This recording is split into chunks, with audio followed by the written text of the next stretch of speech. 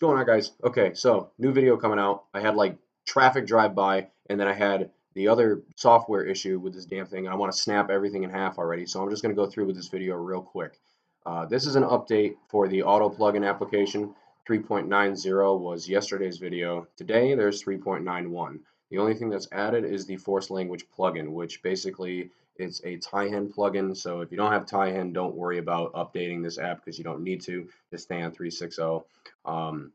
And that's pretty much it. I will have a link in the description below for the previous video and the install of 3.60, as well as a link to a descriptive text document on every single plugin that's available in the application, which is this little auto plugin right here.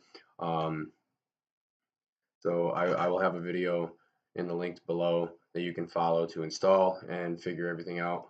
The other thing is the plugin that has been added, all it does is it rewrites the language of the system in Taihen so you don't run into signing problems, I guess, with homebrew applications. I don't know if it's actually a problem, but if it is, that's what you would use to fix it. So other than that, rate, comment, subscribe. I'll talk to you guys later. I hope you enjoy this little video. The link for the updated version will be below.